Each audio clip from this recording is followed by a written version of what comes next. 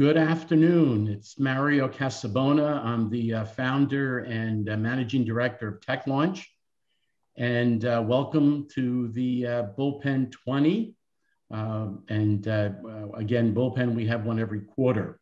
So what I'd like to do is first introduce my co-host, Robin Baer. She's a strategic advisor for startups and middle market companies. Also an advisor and a senior mentor at TechLaunch.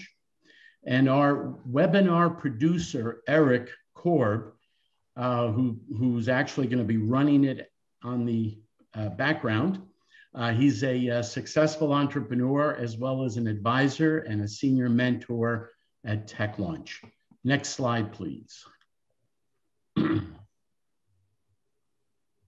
Great. So one of the things that I'll just go over very briefly is what's TechLaunch and what's its mission and how did we execute our mission. So I'm just going to actually just read this. And the mission is, our overall mission is to commercialize emerging technology by finding and nurturing early stage tech ventures to accelerate growth via mentoring, coaching, networking, and access to resources and capital. So how do we actually execute that? Next slide, please. So we do it three ways. First one is the business accelerator. Since TechLaunch's inception back in 2012, when we created New Jersey's first tech accelerator, providing seed capital and mentoring through a 16-week accelerator program, we actually launched 26 new ventures with help of over 150 mentors in our network. In 2017, we pivoted to a virtual business accelerator model, which has so far helped over 100 new ventures through mentoring and pitch events like this. And again, this is our 20th BullPen event. The other way we do it is, we were doing it was the Startup Bootcamp weekend. And it was primarily created for aspiring entrepreneurs who are thinking about starting their new venture, or in some cases, wanted to better understand what it takes to be an entrepreneur. We had a few of those, but since the pandemic, we really stopped all in person. And that boot camp weekend is really an in-person event. The other thing we instituted, primarily because of the COVID lockdown, created a weekly free office hour program to promote mentoring and coaching. And again, all these activities and initiatives are focused on growing New Jersey's entrepreneurial and startup ecosystem with homegrown successful entrepreneurs and investors. Next slide, please. So now it's my pleasure to introduce the panel. And the way I'm going to do it is I'm going to have them do a self-introduction because they can probably do a much better job than I can. So Abe, can you please just give us a few minutes, who you are and what you're up to? Absolutely. Thank you, Mario. This is a meaningful one for me because I was part of that initial TechLaunch accelerator, and it's great to still be part of the TechLaunch family. I'm the co-founder of Create Labs Ventures. We help underserved communities get access to cutting edge technology and the tech ecosystem. And we do that in a number of ways. Pre-COVID, we were doing STEM events and bringing technology into communities around the country. We've since pivoted to doing online virtual events, hackathons, social impact hackathons, and we support new startups by helping them build out their MVPs. So we'll do a lot of the app design for them. And most recently, we've been getting into artificial intelligence design as well with, you may have heard of GPT-3. It's the new large AI system. So we're one of the ambassadors for OpenAI. Great, Abe. Thank you very much. Thank you for being here. Cheryl? Hi, thanks, Mario. I had the pleasure of doing another judging competition with Mario, which is how he found me again, and I'm really happy to be here. I spent a lot of time working on Wall Street in the finance and operations areas. And when I gave that up a few years ago, I got very interested in angel investing. I'm a member of Golden Seeds in the New York chapter. We're a national group. and we focus on investing in startups led by women. And I really enjoy events such as these, working with startups, mentoring. I've done it in a number of different groups, but this one's pretty interesting. And virtual is good for me because I'm in New York City. I'm not in New Jersey. Cheryl, it's worked for everybody. So we can do deals in the East Coast, West Coast, mid. It's just a good thing, actually. So Jim, longtime friend, please, Jim, a few minutes. Yeah, I'm a big fan of Mario's. Mario was on my board when I ran the Rothman Institute of Entrepreneurship at Fairleigh Dickinson for many years. Since then, I've run the Technology Trade Association, New Jersey Tech Council. And since then, since last year, I've been advising companies, helping support the community, advising universities, investors as well, and just connecting people, trying to help, again, make this ecosystem more robust. Good to be here. Great, Jim. Thank you very much. Glad you're here. And Jessica, please. Thanks, Mario. My name is Jessica Gonzalez, the founder and CEO of In Charge, Lux Disinfect, and Vendex. Prior to COVID, we were a successful event technology company. Then COVID came in and obliterated us. So we quickly pivoted and moved into the disinfection space. So now we provide disinfection technology for small businesses, along with touchless PP vending machine, and are constantly building and doing cool stuff. So happy to be here. Thank you. Jessica, great. Thank you to be here. Thank you for being here. And I love your story on how you pivoted and you've made another success story as well. So good luck and thank you for being here. Eric, next slide, please. So our event partners, I need to thank them for supporting TechLaunch and the events. And I'll start with Jumpstart New Jersey Angel Network. They're the premier angel group in the Mid-Atlantic region with over 30 members, high net worth individuals, that is. Typical investment range is from $100 to about $1 million, and all various verticals and industries. Then Tech Council Ventures with over 50 million under management. They invest in early stage technology companies in the Mid-Atlantic region as well. And I want to point out that whoever wins, or whoever the panel chooses as the winner, gets to present at these two VC firms, an angel and a VC firm. Then the other event partners is Casabona Ventures, which is my micro VC fund with over 30 tech companies in its portfolio. We're an angel round firm which invests in seed stage tech ventures. Initial investments range from $25 to about $100,000 with dry powder. Our focus is in the mid-tech, digital health, materials, and more broadly, IoT. Then we have Gibbons Law, is a nationally recognized leader in corporate law that regularly advises early stage businesses with over 200 attorneys. Gibbons is a leading law firm in the East Coast and ranked among the nation's top 200 by American Lawyer. The other Witham is the accounting firm. It's the 26th largest tax and consulting firm in the country, and it has had a group focused on startup and emerging growth sector for over 20 years. Great background in the startup community. The other is Gerhardt Law, is a full service intellectual property law firm supportive of early stage ventures, and they specialize in patents, trademarks, trade secrets, and copyrights. So with that, I'm gonna turn it over to Robin, who's gonna run the show from here on. So Eric, next slide, please. And Robin, it's all yours. Thank you. Great. Thank you, Mario. So welcome to everyone. Thank you for joining us today. For those of you who have been with us before, I think you know the routine, but for those of you who are new, where this is your first time, here's our agenda. This is how we're going to run the event today. Each entrepreneur will have 7 minutes to present their pitch. They will be timed. This will be followed by 7 minutes of Q&A from the audience. So audience members, your participation is essential to making this event a success.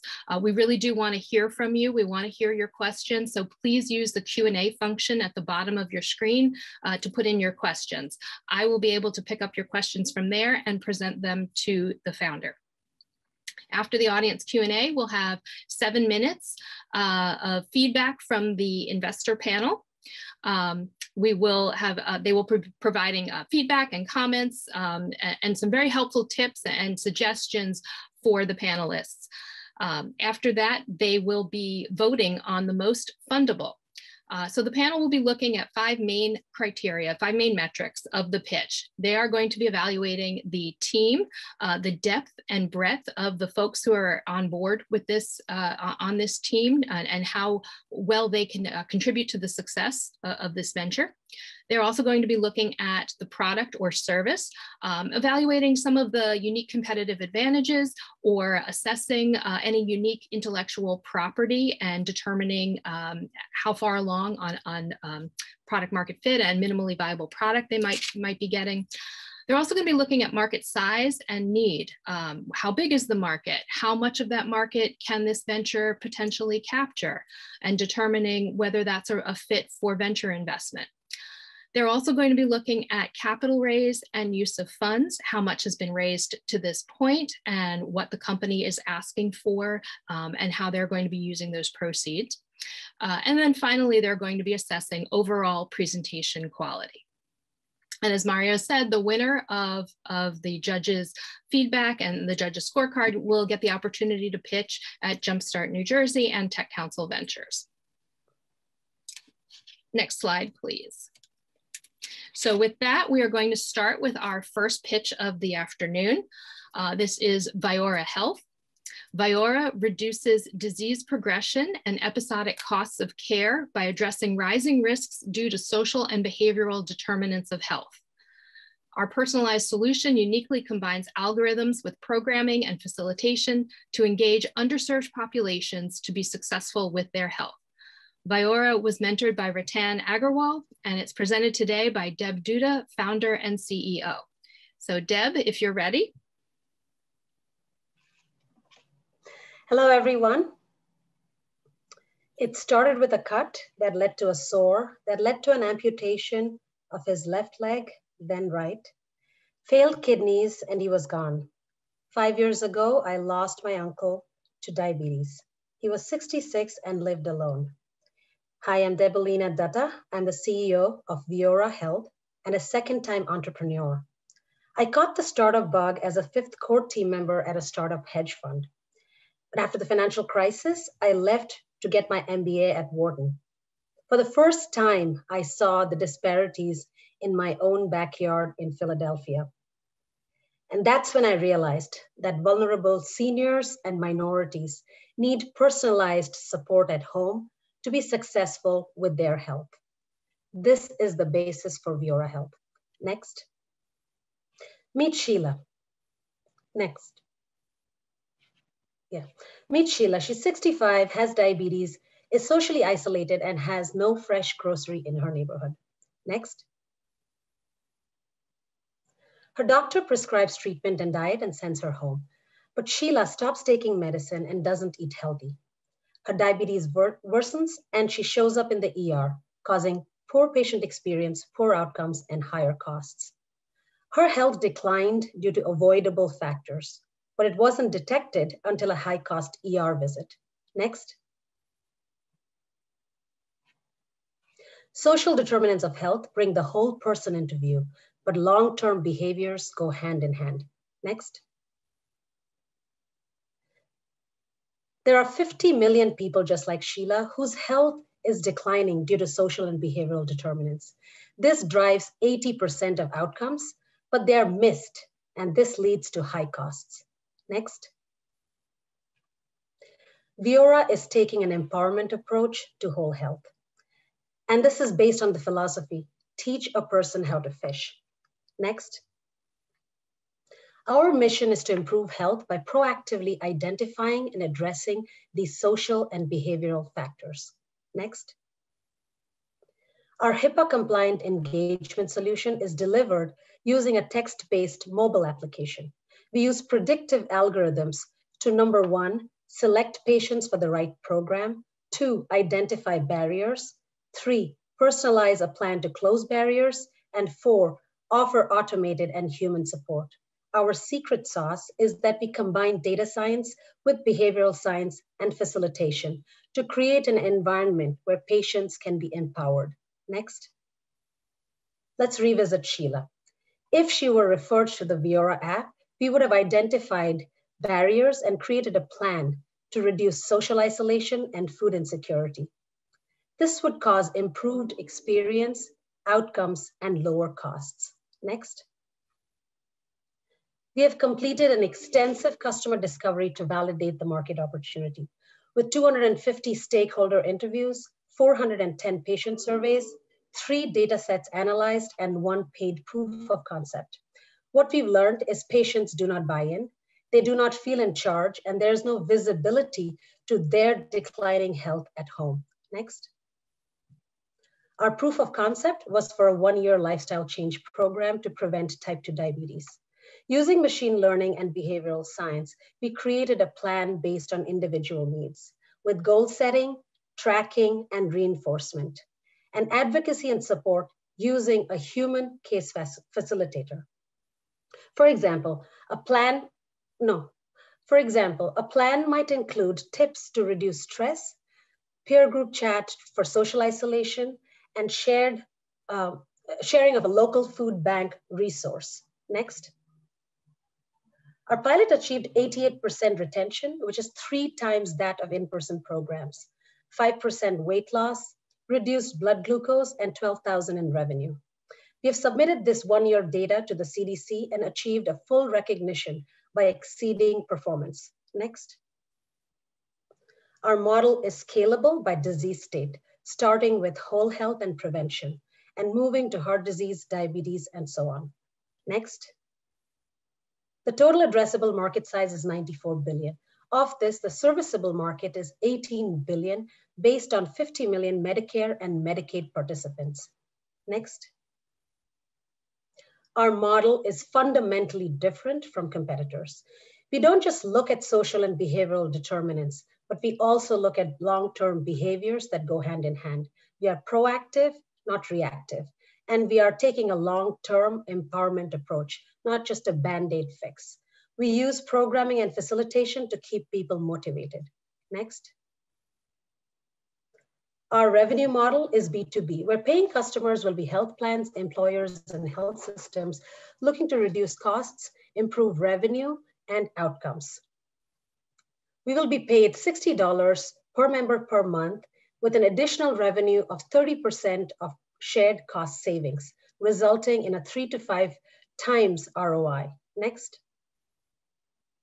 We have a diverse team with experience in machine learning, business, technology, and community health, with stellar advisors who are also experts in public health, social determinants, private equity, with 1 IPO and 3 exits. Next. We have a clear path to market. We've already received $50,000 from the National Science Foundation to prototype. In December last year, we got a full recognition from the CDC so that we can now bill under an existing code. We are recruiting for our next pilot up to 200 patients with interest from a primary care practice at a local health system. We've met with an executive leader at a benefits management company, which covers 1/3 of all US employers. He thinks that our app is well differentiated and has offered further introductions. We have a meeting and introductions to corporate development teams at health plans, and we will be using these relationships to gain 2 to 3 strategic pilots with 500 patients to go to market and revenue in the next year. Next.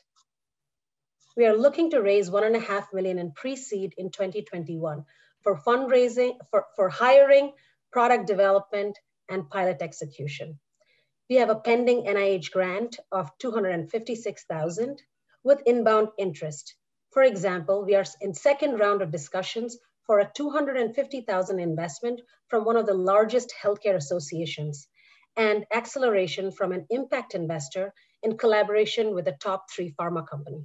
I've also met with a large health system fund with regard to their inbound interest for 100 to 250,000. Tomorrow I'll be pitching for. Thank you, Deb. That's time. Oh, sorry. I'm sorry. That was time. This is the second last slide. You can skip. We aspire for health to be more equitable. I'll take questions now. Okay. Thank you, Deb. I did give you a little extra time for the slides in the beginning that were giving you some trouble. So we did go over the 7 minutes. No worries. Thank you so much. Sure, no problem. Now we'd like to open this up to questions from the audience. So as a reminder, please put your questions in the Q&A function at the bottom of your screen. I believe we do have a few questions there, so I'm going to start with those. So we have a question for Deb. What thoughts do you have about seniors and minorities' access to and adoption of mobile technology? So with the understanding that your app is targeting underserved populations who are not, who are having difficulty accessing resources, how are you finding their ability to use this type of mobile technology? Right, so 2 things. One is, according to Pew Research, 70% of this population, the specific minorities under Medicaid, have access to a smartphone and use it more than 50% of the time to access content. And that's their primary use as opposed to a desktop. Second, our app requires no download. It is merely, from their point of view, a text message. Okay. Oh, so everything is text interaction, text-based. Correct. Okay. Correct. Okay, great.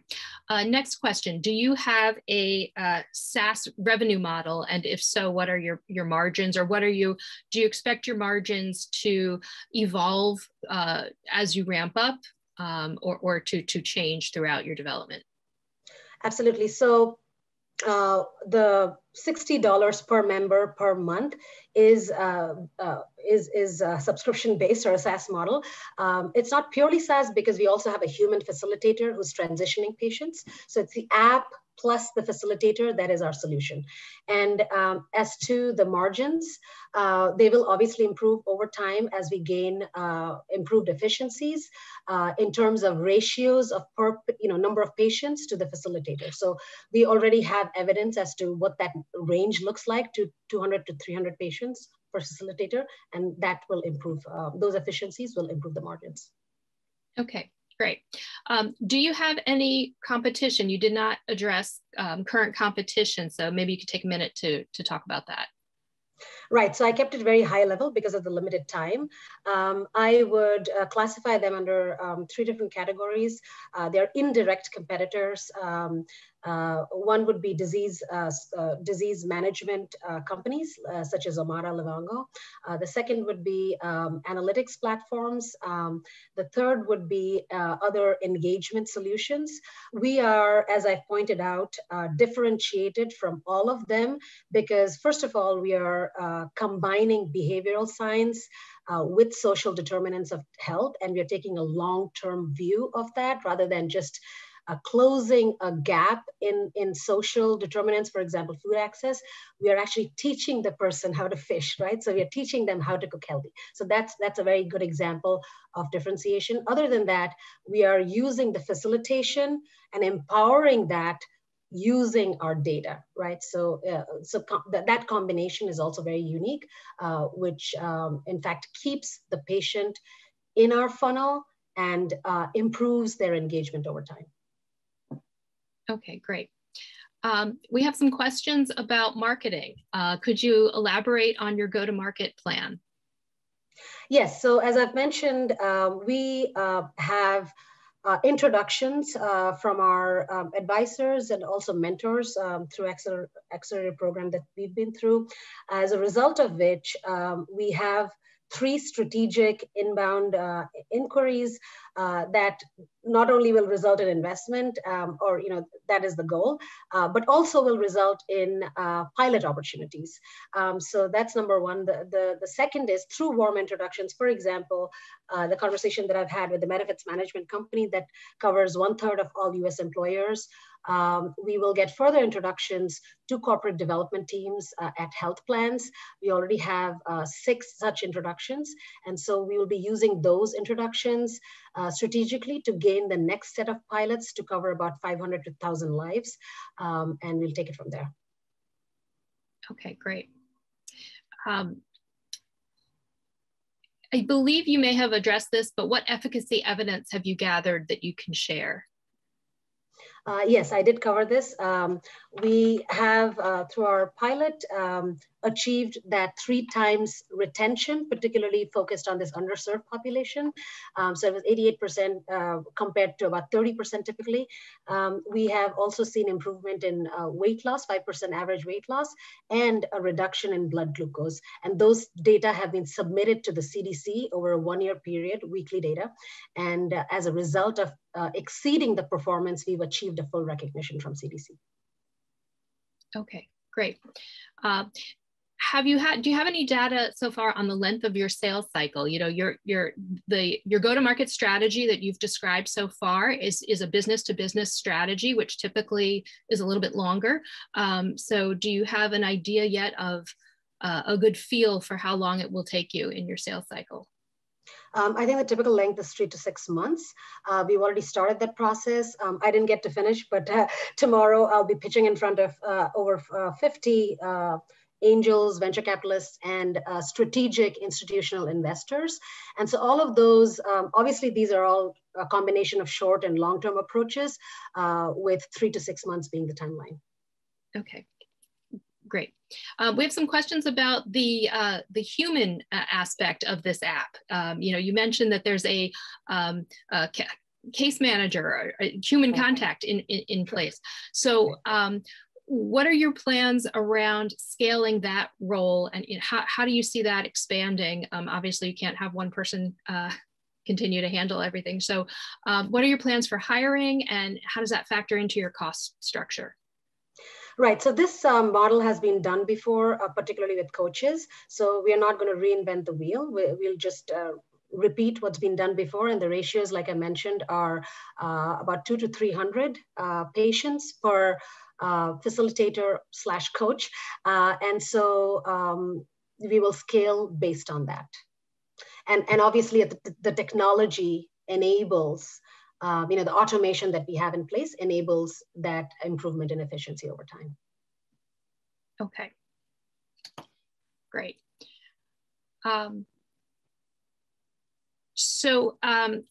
We have a question about how that human, how that case manager would, can you describe a little more how that person would intervene to correct or to steer that behavior? The steering of the behavior is done with the automation, right? So there's lots of behavioral science, evidence-based behavioral science techniques, therapies that are available, that are implemented into our app. The actual interventions, goal discussions, things like that are handled by the facilitator. And again, those are raised and ranked by our algorithms and placed in front of her for discussion with the patient. Okay, great. And that is our 7 minutes of Q&A. So I thank you very much, Deb, for that rapid fire response. We are going to turn this over to, we're going to go through our panel for some comments. So I'd like to start with Abe. If you could, give Deb some comments, feedback about her presentation. Absolutely. Thank you so much, Deb. Great job. I'm familiar with the work in the space of working with underserved communities, and I've been hearing a lot more in this particular vertical with social determinants of health. So just a couple thoughts. Great organization of the presentation, and I was trying to jot down some notes, so I wasn't sure if I looked away if you actually did share the user experience, because I didn't see it. Was there a user flow that you showed or a screenshot, or is there a reason why you left that out? And then I have some follow-up questions. I shared separately on one slide the user journey, and separately on a separate slide the screenshots. Okay, as to how the app works. You share the UI of the user going through like a conversation with one of your case managers via SMS? The screenshot is too small for you to actually see. There are 4 different screenshots on the same slide. And again, this is definitely contingent on the time.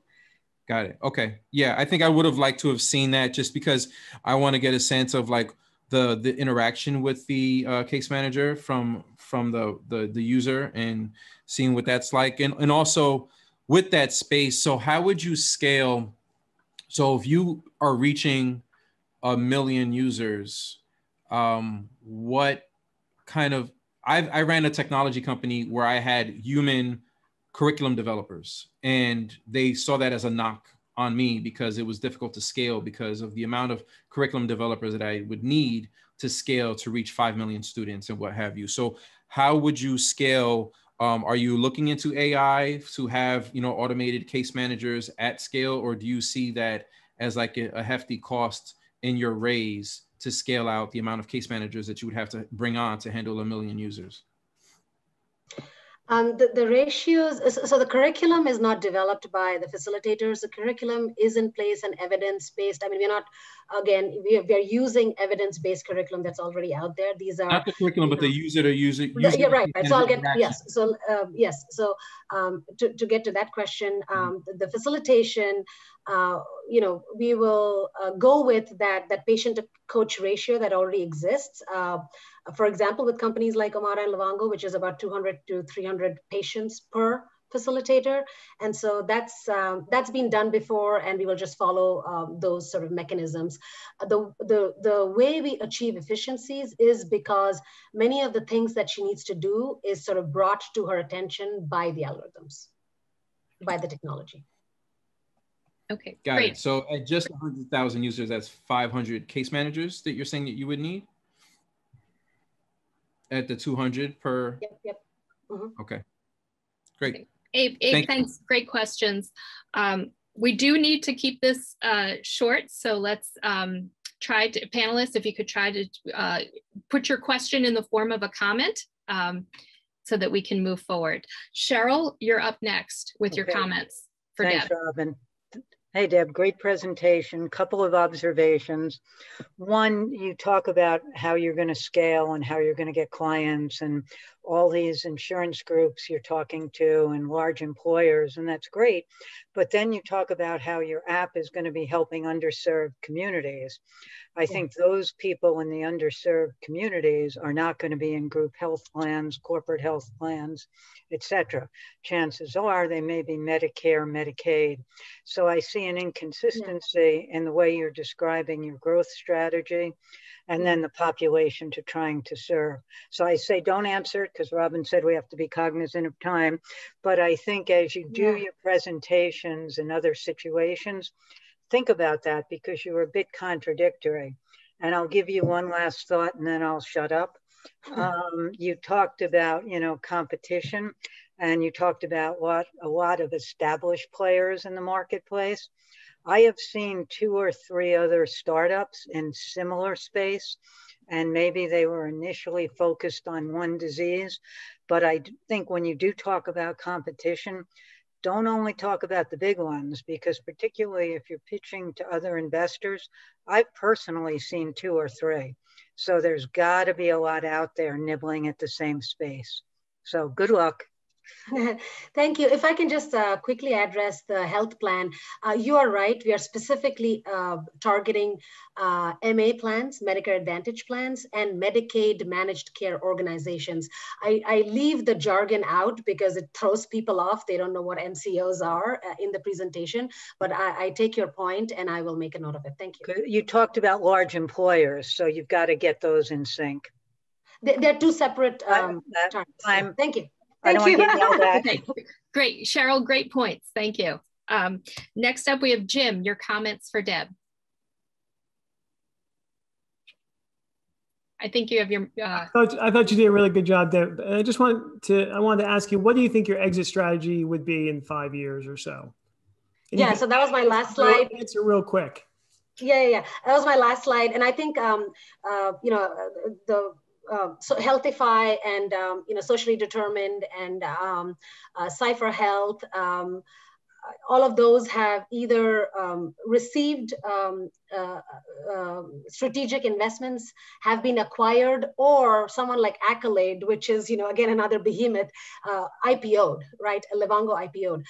So those are behemoths, I understand, but there are also exit opportunities through acquisition. Thank you. Great. Thanks, Jim. Jessica, your comments for Deb. Yes, so great presentation.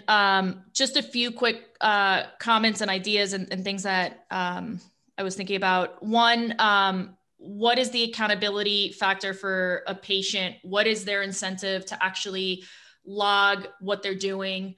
What other than their health? And I think about something similar to like Noom, and where they have some sort of accountability, where it's AI based, and then they have group based communication where, you're helping each other out, trying to reach your goals. Other things that I thought about was connecting this to possibly a Apple Watch or a Fitbit. So you could monitor some of those activities, or maybe like a MyFitnessPal. And then the last thing is just monitoring bad behavior.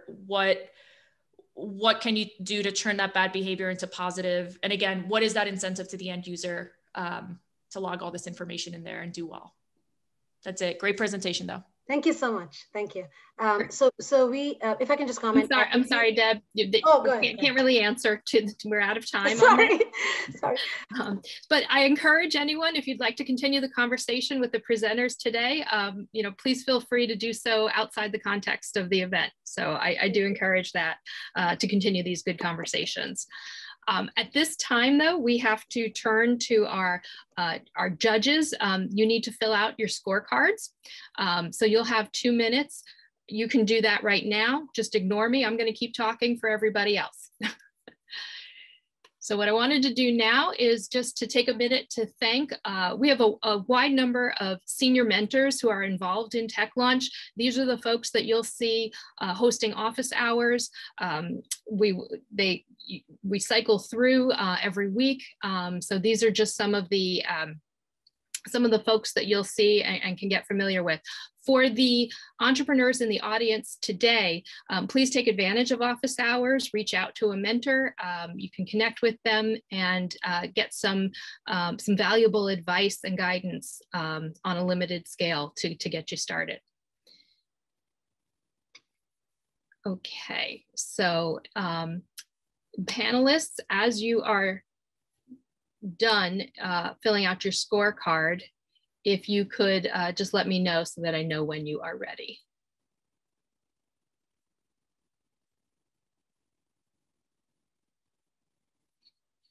And Keith, you're on deck. Awesome, thank you so much.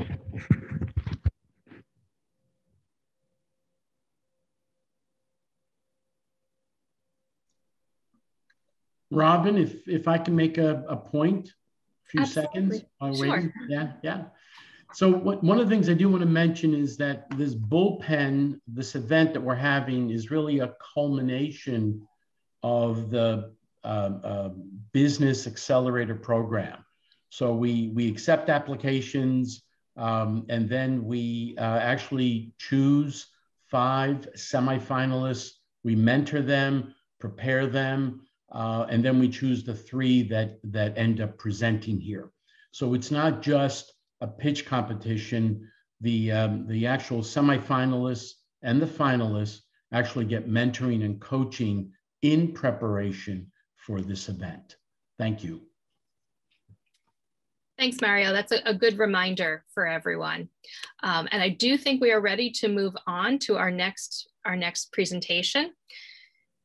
Whereworks builds products and experiences that communicate information through touch.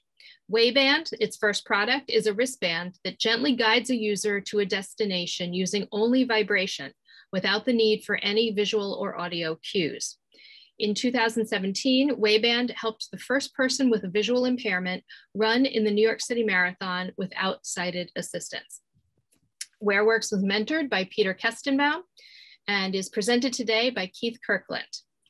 So Keith, if you're ready to go. Yes, I'm all set. Okay, go ahead. Good evening, everyone. My name is Keith Kirkland. Next, please. And I'm a co-founder at WearWorks. In 2017, Simon Wheatcroft became the first person who was blind to run in the New York City Marathon without sighted assistance. He did that with the help of a $249 wristband that we built called Wayband. Next slide, please. At WearWorks, we build products and experiences that communicate information through touch. Now, there's a big difference between communication and notification. My Apple Watch notifies me when I get an email. My Wayband guides me through the streets of New York City without any visual or audio cues, using only vibration.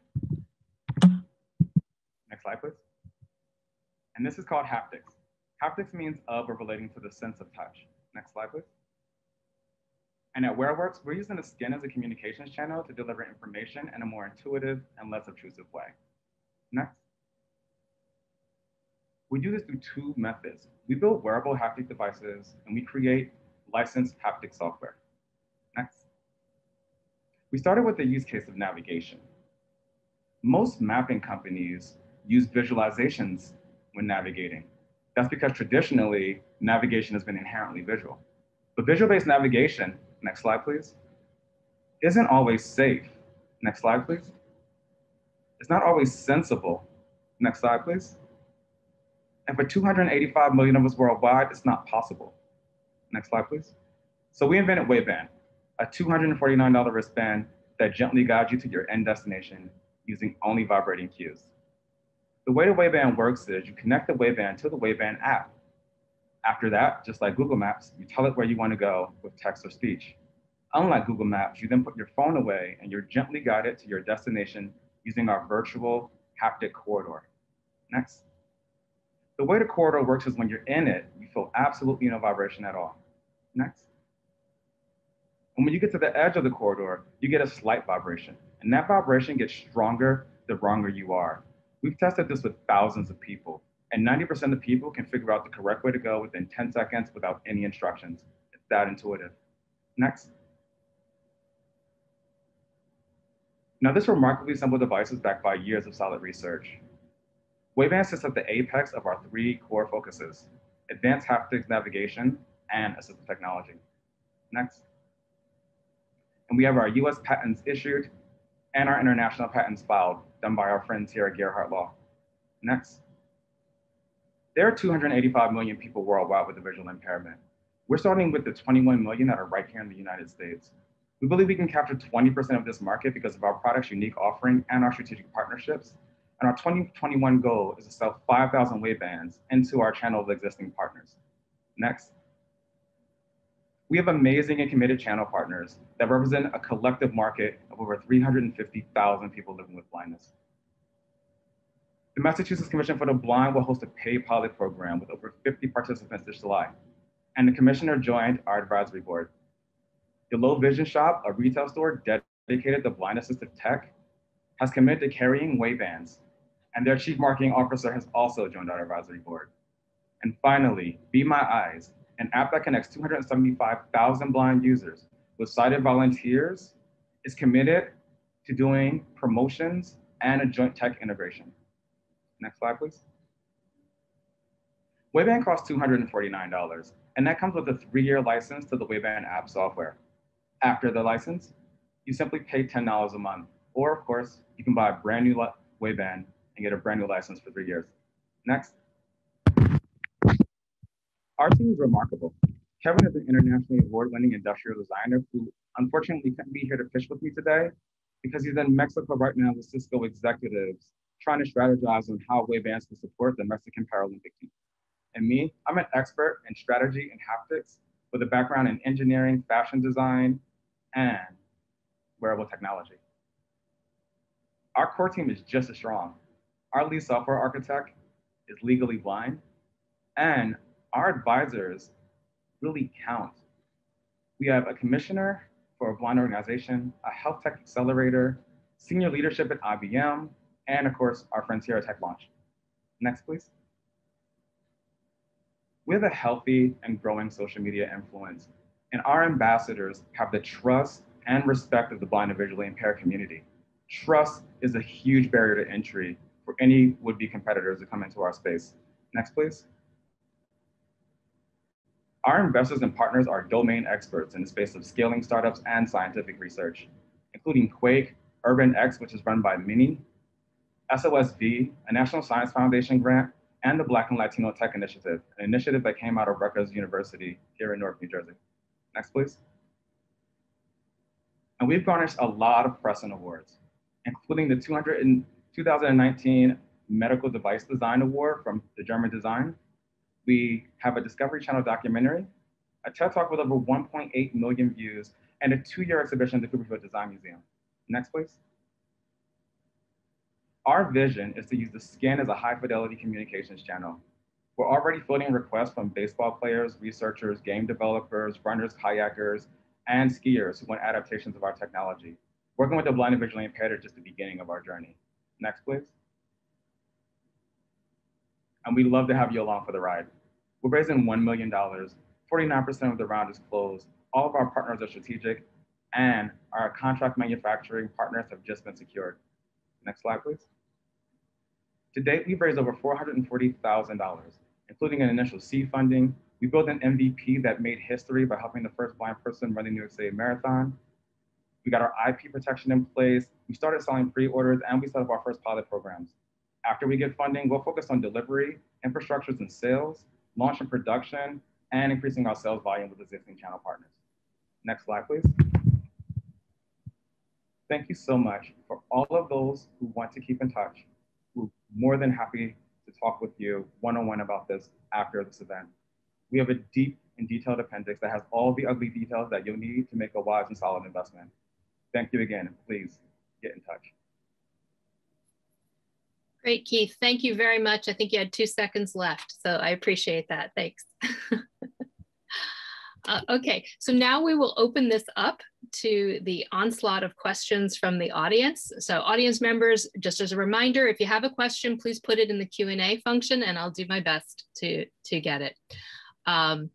One detail question we have here, do you need to wear a device on both wrists, or do you just need it on one wrist? And does that impact any of the sensitivity in terms of picking up on signals? No, so we built this so that you only need one device. And the way it works is that the device just simply tells you when you're going the right way, and it tells you all the variations of when you're going the wrong way. So it's only one device. Okay. Okay, great. We have a question about the subscription. Why not use only subscription versus the upfront pricing plus the subscription in the package? That's a fantastic question. You know, like, we're a haptic design company, and a core part of our value proposition is that we need to be able to have consistency from the point of view of haptic communication. Most device makers put whatever haptic that they want into their devices. And that agnosticness and that lack of consistency created challenges that we felt our users would have issues with. The other thing is that right now, there's huge disparities of income within the blind community, and forcing someone to buy a $500 device so that they can then spend another $200 a month or $200 a year to purchase an app, we felt like we could make a device that was much less expensive and much more accessible. And on top of that, there's a third channel where we have a group of customers who are interested in the waistband, who have no interest at all in necessarily the navigation experience. Haptics, there's no haptic headphones. And right now, we feel like we can become the haptic hardware platform that's affordable, that allows other people to get their hands on and do testing with. So that's part of the two-part strategy of the software and hardware together. Okay, great. Thank you for addressing that. Can you take a minute to address any kind of competition that's either already in the market or perhaps in the development, in the R&D pipeline? Yeah, so there are two types of competition. There's one is, you know, we're building a mapping application. So any existing mapping platform that people use currently is technically in the space of competition. There are also some mapping applications that are specific to people with visual impairments. The thing about these mapping applications are that they're either A, highly visual, or B, they use auditory as a secondary or primary means. And for a person who's blind or visually impaired, their ears are their eyes. So talking in my ear constantly and filling it with sound is basically like covering my eyes and asking me to walk down the street. So using the skin, which is the untapped communications channel, we can be delivering information that's more nuanced while keeping the sense of sight, whatever sense is remaining, or if you're fully sighted, and the hearing completely free. Okay, great, thank you. So another question about the use of this. Is this only for walking and running? Is this only for movement in that regard? Or I think you were started touching on some of this with other use cases, but maybe focus first on this idea of navigation. Is that the only way that this could be used? And then where do you see it going in the future? And so navigation is not the only case. For us, it's just the beginning. And navigation with the blind and visually impaired is an even more niche beginning that gives us a very focused product with a high level of quality that will work for all the other user groups, because the blind and visually impaired market is the hardest one to design for. And so our ultimate goal, though, is we feel that what Bose does for sound and what Dyson does for airflow is what we can do for touch. A company that creates high quality, well-designed products and experiences around a central theme. And that's really, really our focus, is using the skin as a communications channel and building more high fidelity ways to offset some of the audio and visual information we're constantly bombarded with on a daily basis. For future use cases, we've had conversations with Starbucks. They wanted to see if our wavebands could be used to allow deaf and blind baristas to operate Starbucks independently. We've had conversations with companies like Disney to do mapping navigation around large-scale parks and to connect mothers and children together so that they can find each other. And we've also had conversations with researchers and developers who are looking to do and play with haptics to do their research and white papers, essentially, but they don't have haptic devices. They have to build them themselves or pay thousands of dollars. And so we see really that we're opening up the channel skin of communication. And ultimately, our ultimate vision is that in 15 years, when your children go to school, they'll be able to sign up for haptic design as a major, the same way that they can study graphic design right now or music theory. We have a long way to go to get there. Okay, great. One more question. We have a question about the assessment of the size of your market and your traction, your market traction. And it says at $250 for the device for 3 years, it means you need to sell $10,000 a year for just $1 million of revenue. You've had it for 3 years now, so how would you address the reality of the size of the market? Yes, for us, that's a really fantastic question. For us, we've been doing a lot of research and development. And so when we ran the marathon almost 3 years ago, or a little bit over 3 years ago, we built a proof of concept. But to build an everyday experience, to build an experience that a person can use consistently all the time. It's kind of like the difference between driving a NASCAR on a track and driving a NASCAR as your everyday vehicle is much less practical. So we spent all this time retuning and solving the challenges that come with navigation. Our biggest barrier to entry has been lack of funding for manufacturing. Our product is heavily used by, you need to touch it to feel it. You need to touch it to understand it. Without that physical experience, you can't really get a grasp strongly of what's going on. And we feel like that has been a really big barrier for more additional pre-sales. So we feel that once we have the market and once we have the product in place, the market will adapt, and we've seen signs of that based off of our internal partners. All they really want to do is make sure it works. And for the blind and visually impaired community, trust is really important. So you have to convince the gatekeepers that this is the thing that is going to actually help them and be safe for them. And that's what we've been doing. Building these relationships takes time. The National Federation of the Blind, Royal National Institute of the Blind, these major blind organizations, Paralympic champions, they're all really deeply involved to understand what it is that we're doing. So we feel that once we launch, once we get there, and once the product works and we have those proof points, which we'll have by July with our MCD pilot, and that's for the blind, we expect that to be not a barrier at all. Okay, great. So thank you so much for answering those audience questions. We are going to move now to our investor panel and judges. We would like you to provide some feedback and comments for Keith. And we are going to start with Cheryl. Okay, great, thanks. Interesting presentation. I love the way you defined haptics because I think that's an excellent idea to do that up front. One thing, and I don't know if the numbers in the material we got in advance are correct, but it says you're hoping to do, I think, $1.2 million in revenue this year. And we're already at close, mid-March. If you're going to talk about that revenue number in presentations, I think you need to talk about how you're going to get there, because to go from where you are to ramp up like that hockey stick, I always get nervous when I see increases like that. And I know you've said you don't have the money to produce and you're building, you've got some great partnerships going, but I think it's a long way to go to get up that hockey stick, if you would. The other thing, and I'm stealing a little of Jim's thunder from before, but you didn't really discuss an exit strategy. Is this something you want to nurture for years? I think it's great you want to be a major at colleges, but what are the plans ultimately to exit this? And I'll stop now. Thanks, Cheryl. Those are great comments. Jim, you're up next. Well, I'll just build on what Cheryl mentioned. You have great partners there, and I would leverage them. This is obviously a niche market.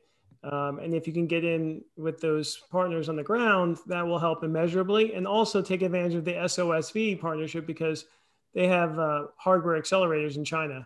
So all those connections you're going to need to build it out are there. And plus his background is in map info, which is mapping technology. So that's all I would say. I think he did a really good job, and I'm excited to see what's next. Thanks, Jim. Jessica, your comments for Keith. Hi, Keith. So presentation is amazing. Design-wise, it's beautiful. Couple just quick comments, feedback. One thing is considering licensing this to like an Apple or a Fitbit, since they already have the actual wearable, and maybe it just being a piece of software. So the entry cost could be significantly less. Other opportunities. The other question is, what stops, does your patent stop Apple from turning around and creating the same technology themselves? So what kind of protection do you have around that patent to make sure that they come across this and they create their own? But otherwise, I think it's great what you guys are doing, especially that marathon running thing is phenomenal. So keep it up. Thank you so much. Great, thanks, Jessica. And Abe, your comments or feedback for Keith? Yes, absolutely. Just to piggyback off of what Jessica said, I also agree. This was an amazing presentation. I thought it was great. We don't know the specificity to your patent submission to know if there's others, because the haptic use, I mean, I wear an Oura ring, so your pricing is on par with other wearables in the market. This was about $400. So you're in that area, and you look like the Whoop, which is about price, the same thing with the same subscription model as a band. But I imagine that there's going to be a Microsoft or an Oculus or HTC to expand the haptic market for virtual reality, that are going to either develop something or want to, eat you up and buy you up real quick and acquire you for sure. And I just think the special needs population that you've identified with the visually impaired is just like one addressable market of a larger play. And you can stay in that space until the other ones start knocking on your door. But I think you have more opportunities for sure. Great job. Awesome. Thank you so much. Great. Thanks, Abe. So panelists, if you could take a minute now to fill out your scorecards to evaluate Whereworks. And we will move on Just want to go over just some different ways to get in touch with TechLaunch and to follow TechLaunch. Remember, TechLaunch is here to help strengthen the entrepreneurial ecosystem, and we'd like to hear from you. We'd like to interact with you. Our website is up there. Reach out to us by email. If you're a member of the media and you have additional questions, please contact Norma at techlaunch.com, and follow us on Twitter and connect with us on Facebook and LinkedIn. Those are places where we will post announcements about the next bullpen pitch competition round. We'll post when office hours are open, and you can get some good information to help you as you launch your business from those avenues. Next up will be Jeff. Just want to take a minute just to check and see, Eric, can you just let me know if we have, okay, so we have everyone in, all the judges are in? Okay, all right, so we are ready to go next to our third and final presentation. TripKicks is a simple add-on for business travel programs that provides actionable insights for trips, guidance on appropriate spend and behavior, and an enhanced traveler experience. I had the honor and pleasure of mentoring TripKicks, and it is presented today by Jeff Berk, CEO. So Jeff, the floor is yours. Great. Thanks, Robin. Hi, everyone. I'm Jeff Berk. I'm the CEO of TripKicks, and we're a travel tech company that helps business travelers make better decisions for the company and themselves. And we do this by enhancing the technology that companies already use. So traditionally, we've focused on company travel goals like cost savings and traveler experience. But I'm going to talk today about our new product that's actually helping companies restart business travel. Next. Because right now, companies are trying to get ready for their travelers to return to the road, and the stakes have never been higher. Because not only do travelers expect more, but the travel managers who manage company programs, they feel pressure from executives to make sure that the return is smooth and safe. But the corporate booking tools, they lack the information that travelers need. Because today, travelers need information on entry restrictions, testing, changing visa requirements, knowing what it's like at their destination. And they need this to make better decisions and to restore their own confidence in travel. Next. So we've solved this by bringing critical information into booking tools like the market leader, SAP Concur. Our algorithm aggregates, categorizes, prioritizes, and displays information across a variety of different categories, like the ones mentioned, in addition to health and safety information, company-specific messages, and supplier information like cleanliness rankings, on-time arrivals, and environmentally friendly policies, which has actually become a key focus for travel programs. Next. So the business travel market, it's huge. In North America in 2019, it was $347 billion. And the managed travel online segment, which is what we're focused on, is $82 billion. And Concur has 63% of that market. It's also a market that's grown every year for the past 10 years until COVID disrupted it last year. That's also when we saw the need for our new product and how our existing technology, focus, and deep industry relationships uniquely qualified us to bring this to market. So while no one knows the exact timeline for the travel recovery, no matter what, it's going to remain a huge industry. And when we talk to travel managers, they're all making plans for the restart. Next. So the pandemic actually created this opportunity, and we launched Insights in Q4 2020. And the responses exceeded our expectations. We won BTN Innovate's People's Choice Award, which is actually the most prestigious award for a business travel innovator, because it's voted on by 500 travel managers of the largest companies in the world. This made us a household name in our industry. Other leading travel authorities also recognized our innovation and momentum with additional accolades. At the same time, we started working with Tesla, Snapchat, and Automation Anywhere for our initial beta launch, which are not only incredible brands, but their travel managers are actually regarded as some of the most influential in the industry. Next. Since then, our pipeline has grown significantly. We have over 180 opportunities. We have 20 plus new opportunities added each month, and most of them are with companies that have over 10,000 employees. Next. In January, we signed 10 new deals, including companies like Valvoline. The past 2 weeks, we signed PayPal, Bentley Systems. We're pending signature with NetApp, Nike, and some others. And since I submitted this slide, the slide deck, we've actually started contracting with Citi and a large pharma. So our later stage pipeline includes some of the largest companies in the world, and March is on track to be our best month yet. Next. So our commercial structure actually incentivizes companies to deploy TripKicks insights now while travel is down. We charge 0.25% of spend for flights and hotels. So on a $400 flight, it's $1. So it's basically free to deploy and free for companies to use for searches, which they really like. So our target customer is any company who uses Concur. And our projected fees are sizable, especially for larger companies, which is most of our pipeline. And the table here breaks down our projected annual fees at a 50% return to travel and 100% return to travel, just for context. Next. So Insights is just one of our modules, and our others add to it, also addressing important priorities for travel programs. And it also increases the price of TripKicks from 0.25% to 0.5% to 1% as companies add additional modules. So TripKicks budgets calculates and displays spend targets for travelers, which helps companies reduce their cost. And companies like Nike and Qualcomm are actually adding this to Insights after travel picks back up. TripKicks Rewards enables companies to reward their employees for spending under that budget. And this was actually the first module we released in 2019. And some of our clients include Zappos, Extra Space Storage, and Dolby. So when we're talking to companies, we're talking about all of these modules. Next. So our current Insights clients have a projected annual fees at $76,000 at a 50% return to travel and $151,000 with 100% return to travel. When you add in the possibility of the other modules, that amount is 2x and 4x. And while we don't expect to close everything that's in our pipeline, our conversations are extremely positive and they're accelerating as we get closer to travel.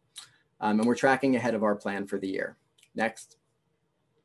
So our direct sales is focused on large and mid-sized companies and selling into those travel managers, but it's really the travel agencies, the corporate travel agencies, and platforms like Concur who influence company decision-making. And they're actually bringing TripKicks to their customers. So Concur is our largest lead source. They refer about 25% of our opportunities. And it's a really high bar to partner with Concur and even harder to have them refer you business. We're also working with half of the top 30 corporate travel agencies in the world, adding more each month. And it was the interest from this group that actually led to the creation of our reseller channel. And now 1/4 of those are reselling TripKicks. So next slide. So our growth is going to be from continued customer acquisition and by adding modules to that client base.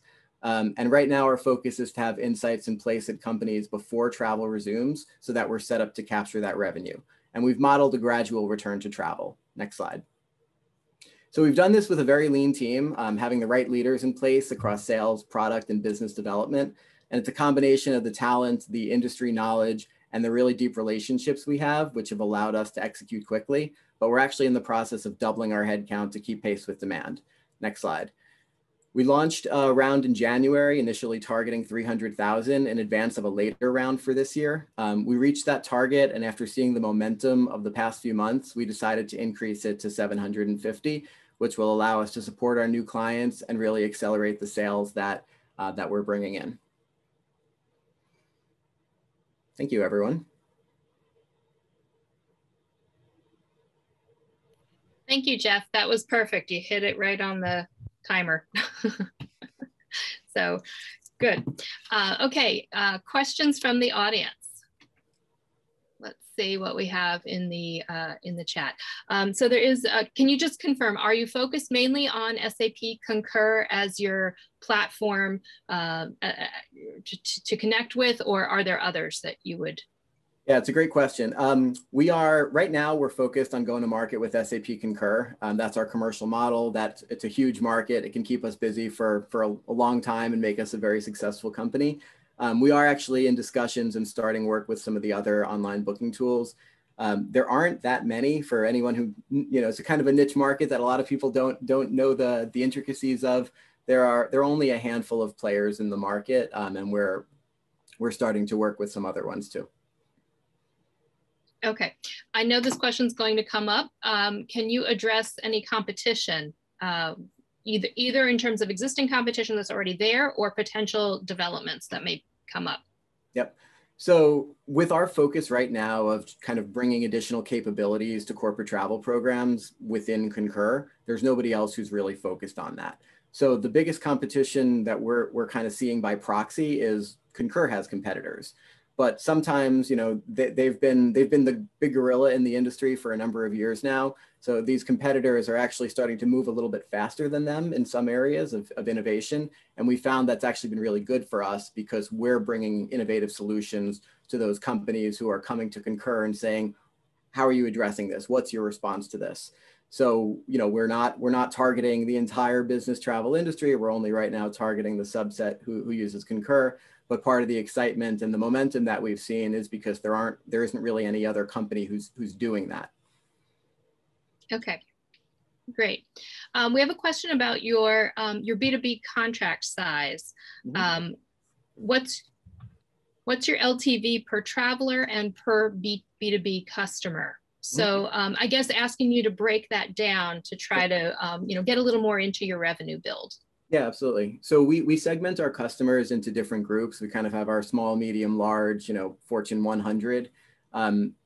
We base it on relative travel spend, with a small company spending about $1 million and Fortune 100 spending 100+ million. So our revenue, the way that we're looking at it right now, is we're really just basing everything on insights from a planning perspective, because that's what's really hot right now. And that's, you know, until travel restarts at companies, we're kind of going to hold off on pushing our other modules out. So it's 0.25% of the travel spend. So for a small company, that could be, you know, $2,000, $3,000. For a large company, it could be, you know, $200,000, $250,000 once travel ramps back up. Okay, thanks. What is driving the nearly $1.5 million of spend in the next 2 years? I believe you had a your use of proceeds. You were looking at how you were spending it. What's the main driver of what's driving your use of proceeds? Sure. So yeah, I think the 1.5 was what we've previously raised to date since we started for the other modules. The use of proceeds, I mean, primarily what we want to do is we want to add sales capacity to the team. Right now, we can't address all of the incoming sales inquiries. We're kind of having to pick and choose and you know, focus on some of the larger organizations. We're looking to add a resource to focus on outbound, because we know it's being underserved right now. And the campaigns that we are doing are very successful, so we want to do more of them. And we also want to continue to focus on the next module, you know, the next priority that company travel programs are going to have. Right now, sustainability is a huge component of that, and that's actually another module that we're planning to hopefully release later this year. We do have some time because everyone's right now focused on just getting that information, and travelers aren't really on the road just yet. But we want to accelerate some of our development for the future modules as well. Okay, great. You know, you mentioned the referral system that's in place and your unique position in being able to be brought in and referred by these other channel partners. Does that affect your revenue model? Are you at some point going to encounter any kind of referral fee or fee sharing arrangement with that relationship? Yeah, so they're absolutely, those are in place now. So we do a rev share. Those are, from our opinion, some of the most successful partnerships, right? There needs to be something in it for those clients, for those referral partners. So it is something we have in place where we're kind of a SaaS, you know, we're a SaaS company with a little bit of a different flavor of a commercial model. But we've factored in those, you know, that commission structure into our numbers. It's pretty traditional in the industry, anywhere from, you know, 5% to 15%, depending on the nature of the relationship. But the real benefit for us, for the resellers, is it takes, you know, it's basically no effort from our sales teams. We have, you know, we track our pipeline, we have visibility into all of our opportunities, except for the reseller opportunities, and we'll just get a new contract that kind of lands in our lap, which is great, but it's also kind of unpredictable. Okay, great. So we have a question about the churn rate of your B2B customers. How long do they stay in your funnel based on your past modules? I don't know if you have enough length of time to be able to assess that, but maybe consider the stickiness of a customer once you have them on board. Yep. Yeah, I mean, we start, we were seeing a lot of success with our rewards module in the time right before COVID, and then obviously business travel and a lot of other industries kind of grinded to a halt. I can say that out of our customers, we haven't lost a customer yet, but to be fair, it's been a relatively short time with not a lot of business travel. But we are, our modules, they're customer facing. So for a big company, they roll this out across all of their travelers, all of their employees, and something like Insights, it is very sticky. And from what we expect is that it's not something that companies are going to want to remove and employees are going to want to be without. Okay, great. Thank you very much. We are going to move on to the panel feedback and questions. And Jim, you are up first with questions for TripKicks. Jeff, I thought that was a great presentation. And I thought you covered everything really well. It really has a lot of potential. Is the IP protected? That's what I'm concerned about. What's keeping you up at night these days? Yeah. It's interesting. We've aggregated information across a lot of different sources. Our algorithm is definitely part of the secret sauce, but the barriers to entry in terms of what we're doing are very high, just because it's such a niche of an industry. It's dominated by a handful of players. It could take years to be a partner of Concur and another year to, once you get to become a partner, to actually build the integration. So we're a little bit in a league of our own right now, and we're working with some of the best data providers out there. Okay, great, thank you. Okay, thanks. Jim, I'm not going to hold it against you, but you did violate the rule. You asked a question, so. I was going to say comments, but I Don't worry, Jeff, that's my job. I'll take care of them. So panelists, please phrase your comments in the form of feedback. If you have questions for the panelists, you're free to talk to them afterwards. Okay, next up, we have Jessica, your comments for Jeff. Jeff, great presentation. I'm a stickler for design, so well designed as well. Couple just things that I'd like to see is what's the UX for a person actually on the trip, and how easy it is for them to log information and what that looks like. The other thing is, where is all this data coming from for you to be able to give any of these suggestions or cost saving options. And then the last thing would be, is this something that's maybe licensable to, another company, as far as that algorithm's concerned. But either way, great presentation. Thanks. Thank you, Jessica. Abe, your comments for Jeff. Sure, absolutely. Jeff, great job. A great sleek presentation, just like Jessica said. It seems like there's like a big player. I don't know if there's like a way to license an API from SAP Concur that you can work with. I think it's a big space for you if travel picks back up. And I think there's a lot of other travel startups that would love your technology. If maybe it's not a reselling thing, but maybe you can also sub-license out to them to offer your technology on their back end as well, and maybe create like a secondary, revenue model. And I would also say, just lastly, sometimes when I speak to investors, it's like a gift and a curse when you show so many partners. They're like, oh, well, you should be able to bootstrap with all those partners. What do you need my money for? So you might have to answer that. Like, you should be making enough with all these partnerships, and why do you need more investment? But great job overall. Thanks. Tiny comment, because Jessica and Abe both mentioned it. We are licensing it. We're in the process of doing that now with other competitors. Awesome. Okay, and finally, Cheryl, your comments. Okay, thank you. Two comments that I think are somewhat related. Obviously, nobody has a crystal ball with respect to COVID, but I guess you showed a 50, a 25, I think a 50 and 100. Well, what happens if everything slows down? What if travel doesn't start till October? which is realistic, I think. I'm a pessimist. So I think, you know, your numbers and your projections, you were very good on the upside. You know, I'm a pessimist. I think you should show a little more of the downside because COVID is the big unknown for everything. And kind of related to that, you know, your valuation just felt a little high to me at $6 million, given the COVID uncertainties. So that's my other observation. Thank you, Cheryl.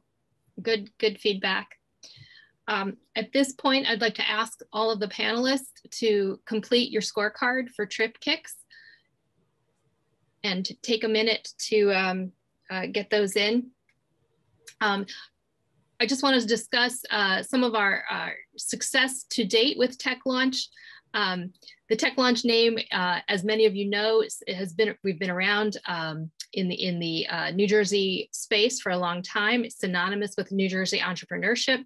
It has served over 100 tech-focused companies to date and mentored over 200 aspiring entrepreneurs. It has launched 26 ventures with seed capital, and since 2017 held 20 BullPen events catering to more than 60 seed stage companies. Next slide, please. Okay, so here, just wanted to go back over, first of all, these were great presentations today, 3 completely different companies, different industries, and I think that we can learn a lot from each one of these presentations